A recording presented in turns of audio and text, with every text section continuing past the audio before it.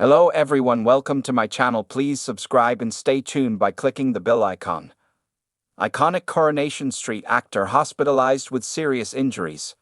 Poor Ken Barlow takes a stumble down the stairs, not thanks to Daniel Osborne this time, thankfully. While the unthinkable doesn't happen, the show isn't killing him off as if they dare. He will be left worrying for his future as he will need caring for. Elsewhere, there are turbulent times ahead for Toya Battersby, Georgia Taylor, as she is confronted with yellow roses, a clear dig at the loss of her baby all those years ago.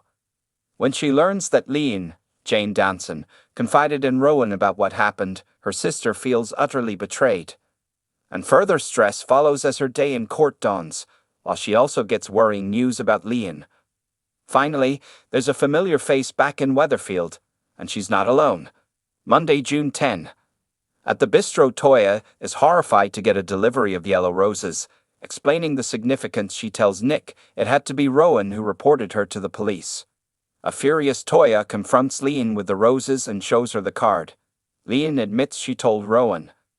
Nick returns home and spells out to Leanne that either she cuts all ties with Rowan and the Institute or they're finished.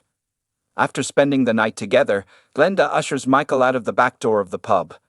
Dee tells George a mediator would save them both money. Mary repeats the advice to Glenda, and Debbie offers to do it. Meanwhile, Glenda bumps into Michael in the ginnel and, kissing him on the lips, takes him by the hand and leads him into the Rovers. At Stu's birthday drinks, Bobby apologizes to Ken for getting Daniel into trouble. Bobby notices Ken is unsteady on his feet.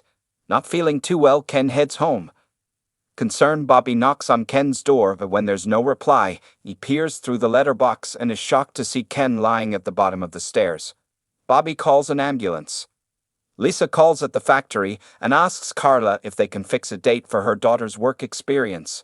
Paul and Billy attend an appointment with the M&D nurse, who tells them that as his weakened neck muscles get worse, he won't be able to use his stair lift.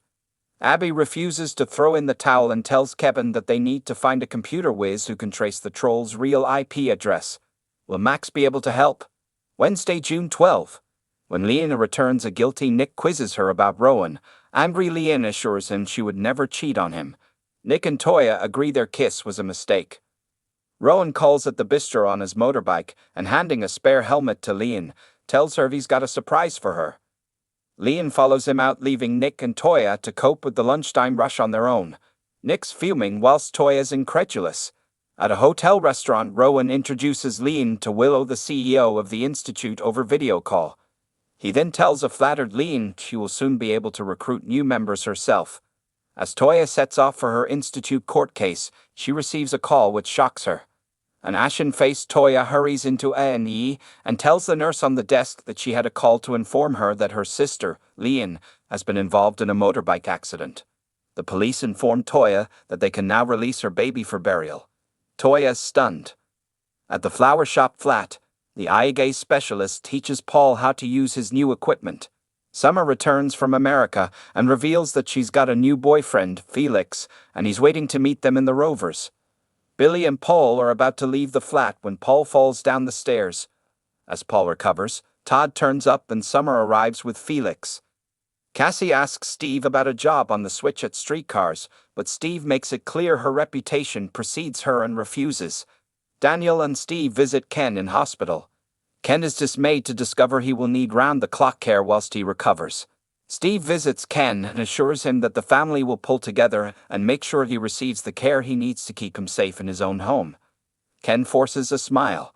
When Glenda reveals that Rest Easy are keen to buy Shovelworths, George is apoplectic. Michael calls at the Rovers to find George rowing with Glenda.